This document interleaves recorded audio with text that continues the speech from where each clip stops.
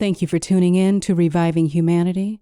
Today's episode, Reverse Racism, is going to tackle a very important subject, a very important topic. Let's just say that. Because it's very interesting, I find, how racism does not exist, but reverse racism does. Now, this is going to be broken down not just into discussing reverse racism and how racism apparently does not exist, but it's also going to tackle a very important question that I was asked. How do you, knowing what you know about our history, knowing what you know about slavery, about systemic racism, how do you, Denise, not hate white people? So that's a very important thing that I'm also going to discuss in this episode to also help guide us down the road of humanity, because what I believe to be true, what I know to be true, is that we cannot revive humanity without reviving the beating heart of humanity. You as a melanated person, as the indigenous melanated person on this planet, you are the beating heart of humanity, and your heart remains flatlined. We must resuscitate that, and all of us discover our history.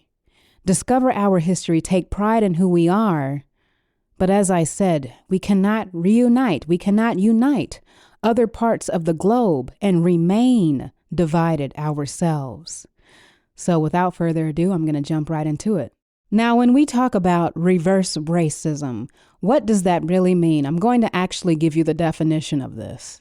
Now, according to your dictionary, reverse racism is prejudice, discrimination, antagonism directed against a person or people on the bias of their membership in a dominant or privileged racial or ethnic group. Now, I find that to be a very interesting definition, don't you? Pay attention to prejudice, discrimination, etc., on the basis of a person's membership in a dominant or privileged racial or ethnic group. So, before I get into that, let's get into what the definition of racism is. According to your dictionary, racism is the belief that different races possess distinct characteristics, abilities, or qualities, especially so as to distinguish them as inferior or superior to one another. So if we can get back to reverse racism, the prejudice, discrimination, antagonism directed against a person or people on the basis of their membership in a dominant or privileged racial or ethnic group. That's a very important definition for us to pay attention to. I just gave you the definition of racism. Now, a lot of us, especially in the Black community, this is what I really need you to hear. Not just all the other communities, but you who identify as Black, African American, melanated, freed man. Listen, we just have so many titles, don't we? We just have so many titles because we don't want to see how connected we are to one another. We want to separate, but that's a topic for another day. However you identify as the melanated indigenous persons of this planet, you understand, it's important for you to realize that whenever it is time for you to finally begin to love yourself, don't confuse loving yourself with their definitions of reverse racism. And what I mean by that is anytime it's time for us to lift ourselves up, we can continue being the monkeys, being the planet of the apes. We can continue being that and not say anything, not say a word. But the moment we want to lift ourselves up, which is what I have been doing, trying to do, with my website, Reviving Humanity, the clothing line that I have created. When we try to finally lift ourselves up and call ourselves something of strength, something of power, taking back that power, we now are becoming racist. And I find that interesting because when you look at the definition of reverse racism, it has nothing to do with, being prejudiced or discriminatory against a person of any group, dominant or non-dominant, as it says with racism. But for some reason, reverse racism is particularly geared toward those who are in a dominant or privileged racial group. And we don't even see the lies before us of this reverse racism, okay? It is set to make you continue to believe that you cannot be racist to anyone who is privileged over you, who is dominant over you. Do we not see the problem in this? Which is stating that your perceived dominance, your racial dominance is somehow not racist, but exhibiting any type of discrimination against your perceived dominance, well, that makes it reverse racism. And this is the problem that we don't want to see, a major problem that we don't want to see. We continue to be gaslighted in this system. And our gaslighting keeps us feeding the system of racism, white supremacy. And it's very important that we continue to pass the baton, that we understand what our ancestors were trying to tell us, were trying to teach us, because we want to believe that we know it all. We want to believe that we do not need to take heed to our parents, to our grandparents, to our great-great-grandparents, because they lived in a different time. I want to talk to you about how reverse racism, how that definition keeps you silent, how it keeps you from ever rising above, because you don't want to be perceived as being racist. You don't want to be perceived as being weak. You don't want to be perceived as being a victim. So what do? You stay silent. So why is it that it's okay for us to be the monkeys, the apes, the planet of the apes, but it's not okay for us to be a lion and roar? It's not okay for us to be a king and a queen. Why is it okay for us to be dehumanized? Whenever we are dehumanized, we are the perfect pet for racism. We are teacher's pet. But whenever we decide to crawl out from under that, we are now practicing reverse racism. And that is the problem which keeps racism, the actual racism, going. I want to tell you a brief story about someone that I found, and it's very important that you research this woman. I'm so happy that I was able to find this documentary. A woman by the name of Mae Louise Miller. She was born Mae Louise Wall, August 24th, 1943, and she passed in 2014. This woman, was brave enough to come forward with her story. Please look her up. Mae, M-A-E, Louise Miller. Please look her up. She was a slave in the 20th century. Her family were slaves in the 20th century. And the reason why I'm bringing this up, the reason why I'm bringing her story up is because this all ties into this whole racism, the whole reverse racism that we believe exists, but the racism that we want to believe does not exist. So her story, she had a documentary. You can go watch it on YouTube. She tells her story, how she had to eat crickets, how her family had to eat whatever would land on their front door, whatever would land in their yard. That's what they had to eat. And this government, this U.S. government, your government, knows these facts, knows of these African-American descended people, these melanated people, indigenous people to this planet, knows of these people who were slaves well on into the early 2000s in their files, in their buildings, whatever, it's very important. I wish, my goal is to actually study and go look up and research myself, get this information myself so I can bring more information to you, actually go and travel. I want to travel to Africa, travel to different countries so we can get our truths out. But that's another topic for another day. Getting back into it, racism does not exist, but reverse racism does. Your government has decided that it's going to teach your children that slavery was a benefit. It has already been doing that. I think going on now for 2 years, doing that in Florida. Their plan is to make sure that the rest of the United States are on board with that same teaching. So if slavery was a benefit to us, why keep it a secret? Why keep people, when 1865, right, the Emancipation Proclamation, why, once that is announced, keep people, victims, keep them against their will, not giving them the truth, knowing that they have been freed for almost a century? Why not tell them? Why not tell the world? Why keep this a secret if this was such a benefit to our people? We have these stories that are just now starting to come to light where a lot of people may actually believe, which I already knew slavery did not end in 1865, but a lot of people are starting to get this information and realize, wow, 1963 is when this woman, May Louise Miller, finally found her freedom. 1963, my mother was born in 1964. And they want to tell you, get over it, forget about it. That happened centuries ago. This is still on our timeline, as I said in my previous season. This is still on our timeline, and that's part of that racism that they don't want to fully define for you.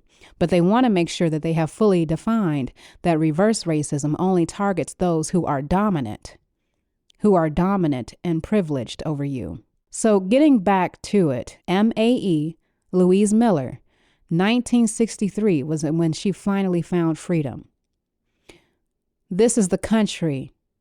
This is the country that we live in. This is the country that if you're listening and you're in the U.S., this is the country that you are proud of. This is the flag that you are proud of, more so proud of than your own, than the complexion of your skin, than the features on your body.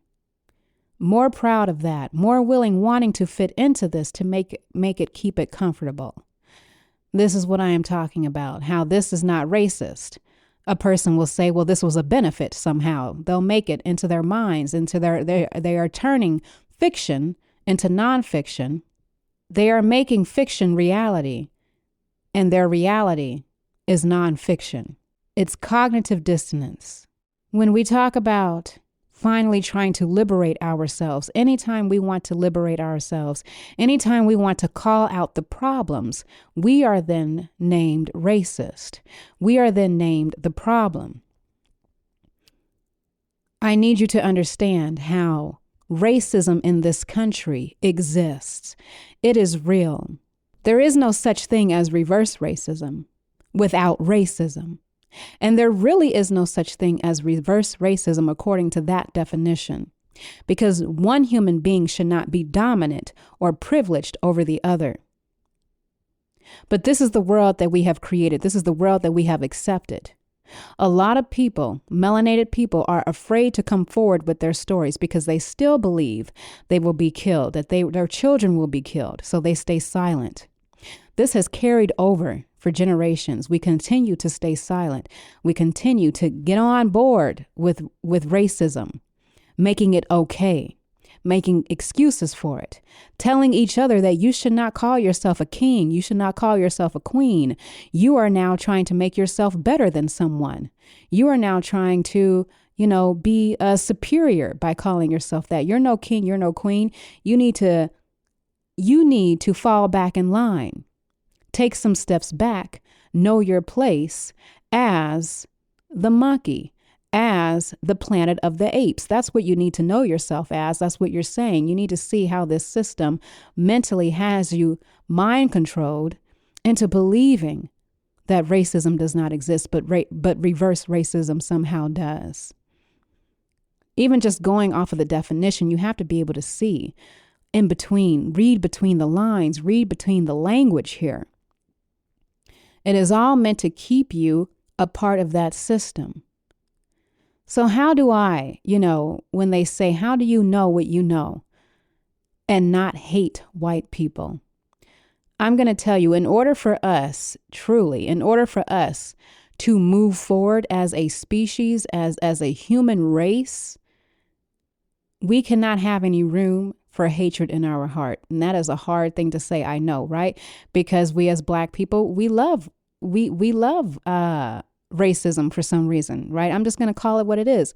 We love it. We love it so much. We've been brainwashed into loving it so much that we don't even think it is racism. So how am I going to come forward and say, well, we must still love our oppressors? It's not about loving your oppressors, but it's about understanding the human, understanding the divinity within that it takes for you to rise above, to be morally above something, above a system that is based off of ego, based off of insecurity, based off of pride, right? Ego, pride, and insecurity. So as I'm navigating through my days, I understand, I know when I look and I see someone who is white, who identifies as white, I know what that smile is. At first I didn't get it. I thought, they're smiling at me. They can't be racist. They're not racist. These are nice people, like the lady in her book who had white fragility. Okay. Dr. Robin DiAngelo. I'm not sure if she's a doctor, but Miss Robin DiAngelo wrote in her book, and talked about this, how just because someone is smiling at you, just because they can tolerate you, does not mean that they cannot be racist. And so me knowing this gives me the upper edge, gives me, where I'm not in a position to be fooled. I can see right through the system. And so at the end of the day, if I hate anything, it is the system that continues to operate. I understand when I see a white person who feels that they have to be superior, who feels that they have to equate us, my people, to monkeys, to Planet of the Apes, when they feel they have to equate us to everything inferior that they believe to be inferior, I understand the psychology of what's working through their mentality. And I then have sympathy for you. Because I know my strength, I know who I am. And I know that at the end of the day, it's not just you keeping this system alive, it is us as well keeping this system alive. So if I'm going to hate you, I may as well hate my people as well, because we are both keeping the system alive. At the end of the day, I know how to separate, because I know what it takes to revive humanity. It does not take hate. Adding hate on top of hate is not going to revive humanity. But this is something we need to pay attention to. This is something we need to think about. If you are in a relationship with someone and it's causing you distress, it's keeping you from elevating, it's keeping you from building self-esteem, it's keeping you from learning how to love yourself, what must you do if you're in this relationship with someone? Do you stay in that relationship, hoping that eventually they will give you dignity and pride, that they will give you self-esteem? No, you're going to have to get out of that relationship in order to heal yourself. So I also understand that if we cannot coexist, if one needs to be superior to the other due to this made up racial hierarchy, if one needs to be superior and one needs to be inferior, then we need to examine that relationship, and we probably need to exit ourselves from that relationship. But we don't want to do that because it's hard to do that, right? But that's what it's going to take in order for us to finally rebuild ourselves, in order for us to finally rebuild our minds. So no, I do not hate white people. I hate the system, but I see the relationship for what it is. And I do not entangle myself in a relationship with someone who views themselves, because of the color of their skin, superior to me. This is work that must mentally be done on both sides daily. This is a system that has been embedded, that has been placed within us, where you believe at birth that you are superior.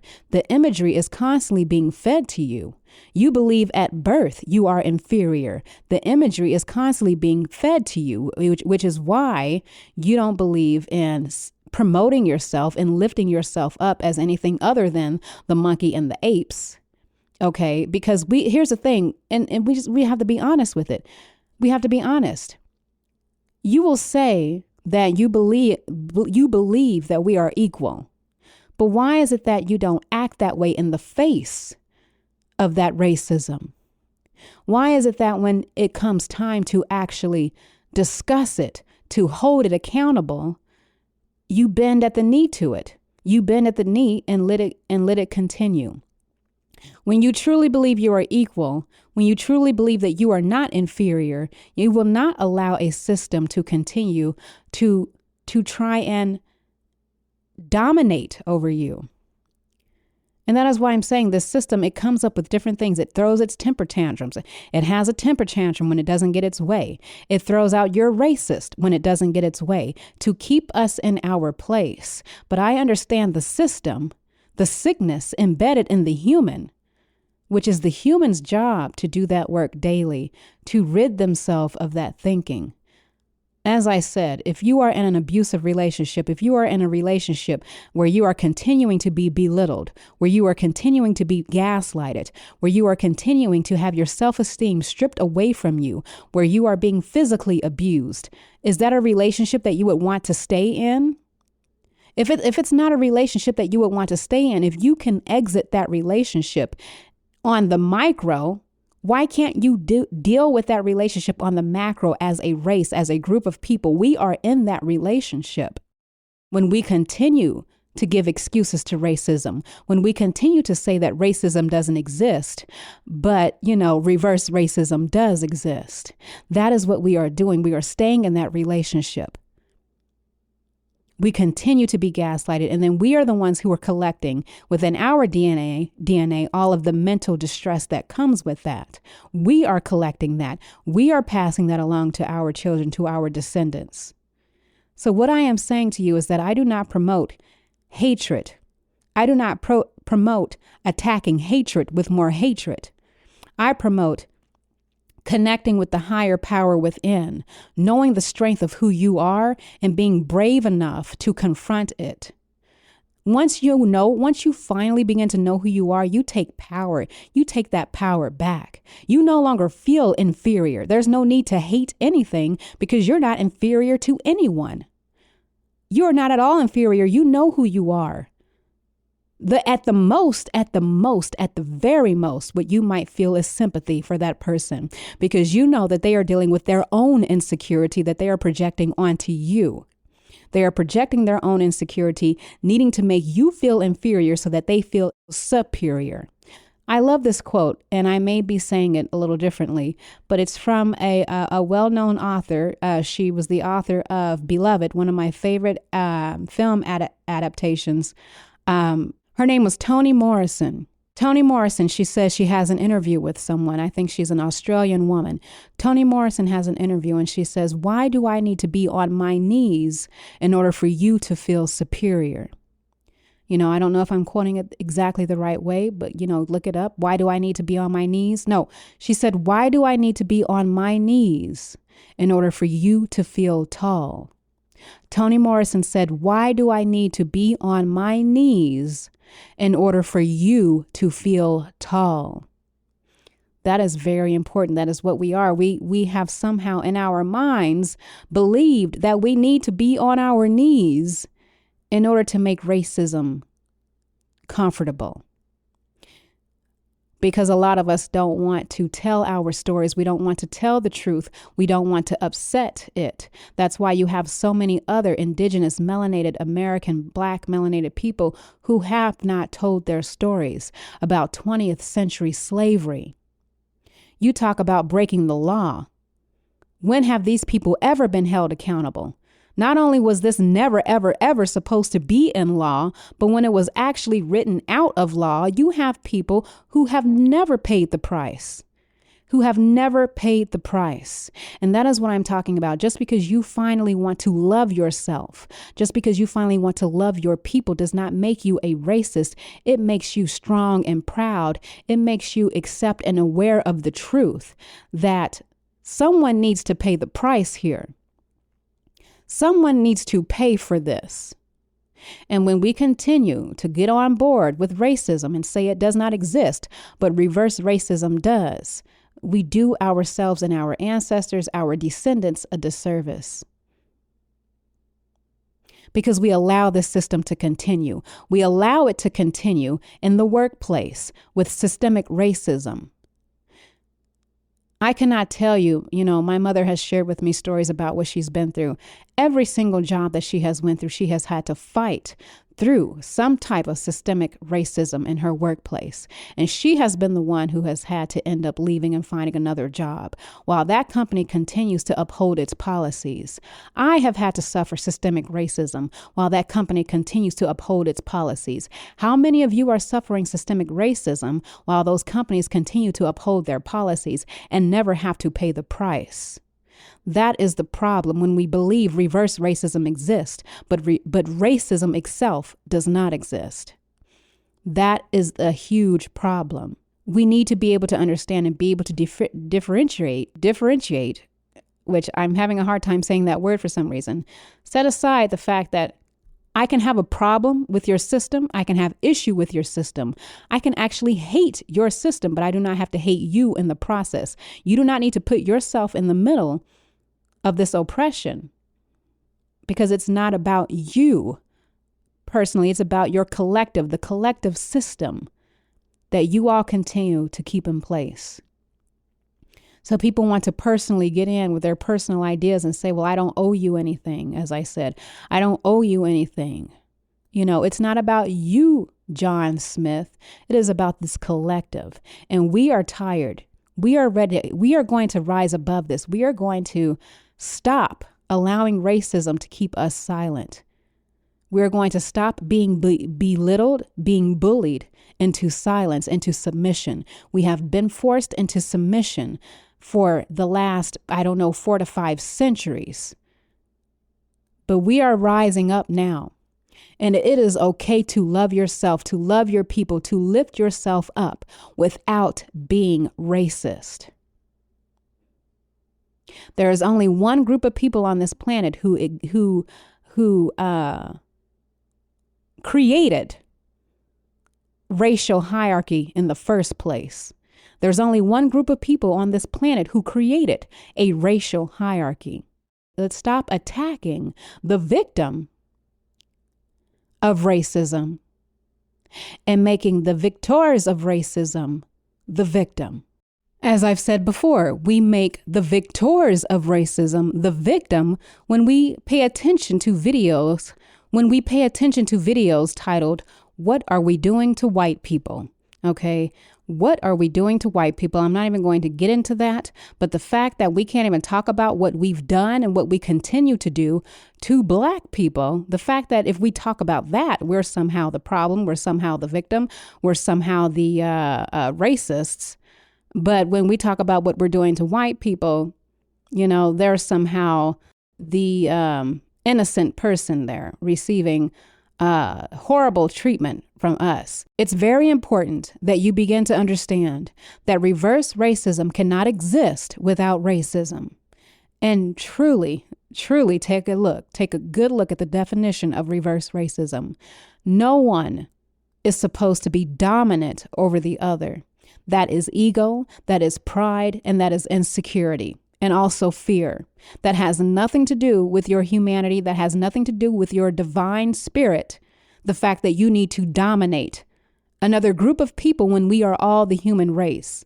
We are all here on this planet. As I said, we cannot revive humanity without reviving the beating heart of our humanity. You are the beating heart as a melanated indigenous person to this planet. You are the beating heart, and you are flatlined. You are flatlined by a system that is telling you that you are racist for trying to love yourself, that you are playing the victim card when you call out racism. There is so much. You are flatlined when you continue to follow the system, when you continue to mentally be colonized, continue to separate yourself. Yes, separate yourself from each other. We have so many different groups of us as melanated Black people, melanated people who want to separate and say, well, I have nothing to do with Africa because I am from the Caribbean. I am from, I have American Indian in me, or, I'm Haitian, or whatever you want to say. It has nothing to do with Africa. When we are connected, as above, so below. Why can you see that? Why are you able to see it in a movie, but you can't see it within yourself? You can see it in a documentary, in a scientific documentary, but you can't see it within yourself. If the relationship that you are in is keeping you inferior in mind, inferior in physicality, if it's keeping you with an inferiority complex, if the relationship that you are in is keeping you with an inferiority complex, if it's keeping you from growing spiritually, from growing mentally, if it's keeping you from loving yourself, from seeing yourself as beautiful, from seeing yourself as special, if it's keeping you on your knees, if that relationship is keeping you on your knees, you need to examine that relationship. Because you wouldn't, most of us, right? You wouldn't stay in that relationship individually, would you? So why are we staying in this relationship collectively? On a larger, grander scale, why are we staying in this relationship? Why are we brushing off systemic racism in the workplace? Why are we brushing off the jokes and the racist jokes and the racist comments in the workplace? It takes loving yourself. And that's when you defend yourself, you protect yourself, because it's not only about defending and protecting you individually, but you are protecting and defending the collective, that image which has been destroyed with their made up racial hierarchy. The fact that, as I said, I can hate the system, but have sympathy for the individual who practices that system, who is dependent. There is a strong necessity for you to see yourself as inferior, for you to not fight back. And what they do, as soon as you try to take a step forward, they come at you with you're racist. They come at you with you're the victim. They come at you with a temper tantrum, with gaslighting to keep you silent. There are so many stories like May Louise Miller. So many people who were afraid to come forward. And we still have that fear within us. Thinking about, the Dr. Joy, post-traumatic slave disorder. Okay, that is a real thing. And we have never even discussed this. We've never even discussed this as a whole. But again, even with that, watching her, we still have to make you comfortable to deliver the message. We still have to make you comfortable. It's time that we stop making it comfortable. You have to rip that Band-Aid off and let those wounds show. Let them feel the truth. Because as long as we keep tippy-toeing around everything, tiptoeing and dancing around it, we're not going to get ahead. This system needs you to believe you are inferior. You are born to believe you are inferior. And when you go out here and you keep systemic racism alive, you do not confront it. You are proving to them that their system is working. That it's working because you're not going to fight for yourself. You're not going to fight for your people. As above, so below. You know that this is an abusive relationship, but you're going to stay in it as a collective. It's just like on the plantation. They felt that they had nowhere to go. It's miles upon miles of field. And we are too tired. We don't know where the next civilized city is. So we're just going to stay here on this plantation. That's exactly what we're doing. Where are we going to go? Black people, where are we going to go? We're just going to sit here and continue to take it. Instead of doing the hard work, you have to do what is hard in order to get results. Sitting by silently, benefiting, playing the game to survive is not going to get you any results. But again, that is how I do not hate the person, but hate the system. If I even hate it, I mostly feel sorry for it. But at the same time, both of us are keeping the system going. Those who keep the lie alive and those who play the game to survive, we are both keeping it alive. You got those of us who are preaching to the top of their lungs that slavery does not exist. I mean, that racism does not exist. They're probably saying slavery doesn't exist either. You never know. Or that it never existed. You know what I mean? So that is what I'm saying is understanding what reverse racism really is. It is a tool to keep you silent against those who are dominant or privileged over you. You go look up the definition yourself. It is a tool to keep you silent. As long as we continue to stay silent, as long as we don't get our stories out, the world will never know our truths. We will not know our truths, and we will not come together and stick together. because we so badly want to distance ourselves from our true our origins in Africa by saying, well, we are from the Caribbean. Okay. We are from the American Indians. We are from, Haiti. We're from all these other places. So no, we're not African. That has nothing to do with us. You don't understand the problem with that. With you denying that blood, you have the oldest living DNA running through your blood. If your hair is as tightly coiled as mine, you have the oldest living DNA running through your blood. We are the only species, I don't want to say species, but we are the only group of people on the planet with hair like that. No other group has hair like that. I don't care if you are from the Caribbean. I don't care if you are from Haiti. I don't care if you are from America. Right before colonialism. I don't care if you are from, the islands, the Bahamas. If you have that tightly coiled hair and you have that skin, you have those features, you have African DNA running through your blood. And this system, as long as it keeps you divided, keeps you from believing in that inferiority, you give it power. Because you believe in that inferiority. You believe that Africa, anything in Africa, black in Africa, is negative, that it's inferior to the United States. When you love that flag, when you love the U.S. flag over yourself, that is a problem. Because the U.S. flag is not keeping you warm at night. The U.S. flag is not protecting you. It's not protecting you, my melanated people. It's not. So you have to understand, and this is not a war, this is truth. We must be willing to speak truth without being retaliated against and falling for that retaliation and falling back into silence. I'm going to say it again. Why must we stay on our knees in order for you to remain tall? It is a serious topic to talk about. But the more of us, once we start to decolonize our minds and start to see the truth for what it is, begin to love ourselves, we will not be bullied into submission. We will not be bullied into silence and bullied into reverse racism categories. Okay.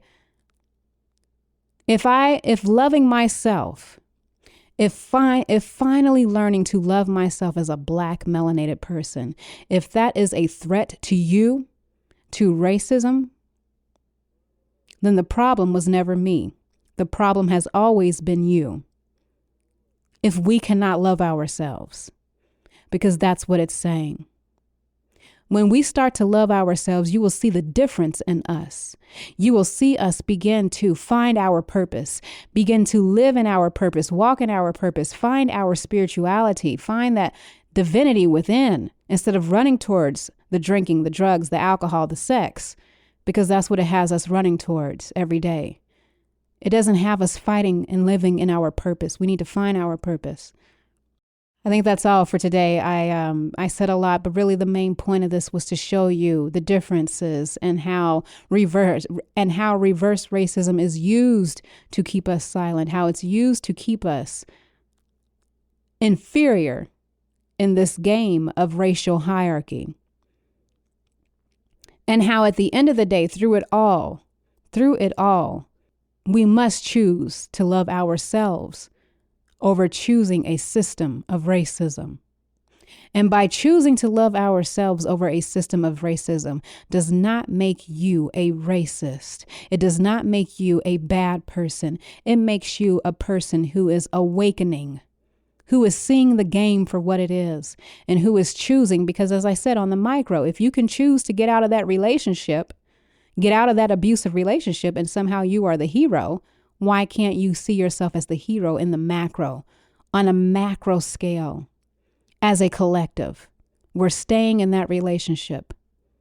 We're keeping ourselves colonized. We're keeping ourselves mentally colonized. We're keeping ourselves inferior against this racial made-up hierarchy of white superiority. We must begin to see things for what they are. And those of you who may be listening, who are those who may identify as white, it's important that you allow us that room.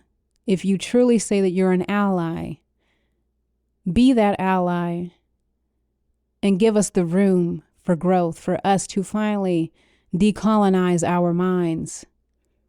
Because we can't stay in this relationship if only one of us can be strong, if only one of us can be intelligent, if only one of us can be creative. If one of us has to be inferior, then we need to re-examine that relationship.